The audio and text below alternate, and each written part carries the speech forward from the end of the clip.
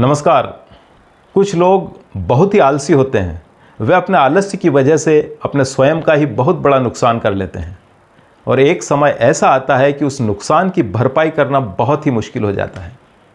लीजिए सुनाता हूँ एक ऐसे ही आलसी किसान की कहानी जिसका नाम है दुर्गादास। दुर्गादास था तो धनी किसान, पर वो बहुत आलसी था। वो न तो अपने खेत को देखने जाता था, न ही खलिहान को देखने जाता था। अपनी गाय भैंसों की भी वह खोज खबर नहीं रखता था और ना ही अपने घर के सामानों की ही देखभाल करता था। सब काम वह नौकरों पर छोड़ देता था। उसके आलस्य और उसके कुप्रबंधन की वजह से उसके घर की व्यवस्था बिगड़ गई थी। उसको खेत में बहुत नुकसान होने लगा।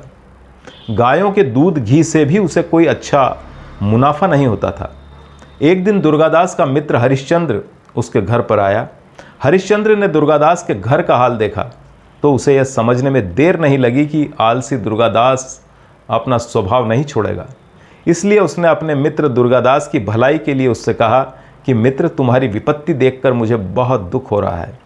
तुम्हारी दरिद्रता को दूर करने का एक सरल उपाय मैं जानता हूँ। दुर्गादास बोला, कृपा करके वो उपाय तुम मुझे बता दो मेरे मित्र, मैं उसे जरूर करूँगा। हरिश्चंद्र बोला कि सब पक्षियों के जागने से पहले ही मान सरोवर पर रहने वाला एक सफ़ेद हंस पृथ्वी पर आता है। वह दोपहर दिन चढ़े लौट जाता है। यह तो पता नहीं कि वह कब आएगा, कहाँ आएगा, किंतु जिस पर भी उसकी दृष्टि पड़ जाती है, जिसको भी वो देख लेता है या जिसको भी उसके दर्शन हो जाते हैं, उसको कभी भी किसी बात की कोई कमी नहीं होती। दुर्गादास ने कहा, कुछ भी हो मैं उस हंस के दर्शन जरूर करूँगा। हरिश्चंद्र तो चला गया। दुर्गादास दूसरे दिन बड़े सवेरे उठकर घर से बाहर निकला और हंस की खोज में खलिहान में गया।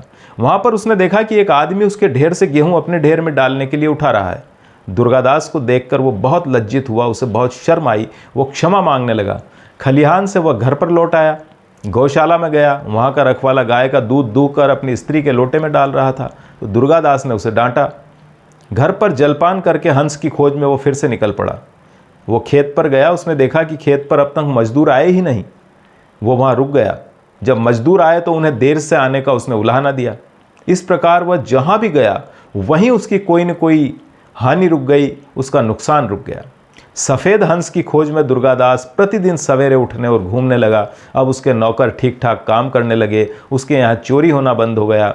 पहले वह रोगी रहता था, बीमार सा रहता था, अब उसका स्वास्थ्य भी ठीक रहने लगा। जिस खेत से उसे 10 मण अनाज मिलता था उसे 25 मण अनाज मिलने लगा।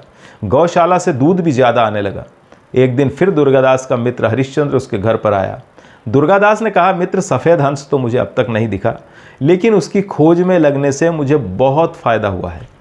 हरिश्चंद्र हंस पड़ा और बोला, परिश्रम करना ही वो सफ़ेद हंस है मित्र। परिश्रम के पंख सदा उजले होते हैं और जो परिश्रम ना करके अपना काम नौकरों पर छोड़ देता है वह बहुत नुकसान उठाता है, और जो खुद परिश्रम करता है, मेहनत करता है, खुद नौकरों की देखभाल करता है, वह संपत्ति और सम्मान पाता है। दोस्तों, इस कहानी से हमें शिक्षा मिलती है कि हमें अपनी दिनचर्या नियमित रखनी चाहिए। हमें कभी आलस्य नहीं करना चाहिए ताकि स्वास्थ्य के साथ साथ हमारी आर्थिक स्थिति ठीक रहे, परिवार में मान और सम्मान भी बना रहे।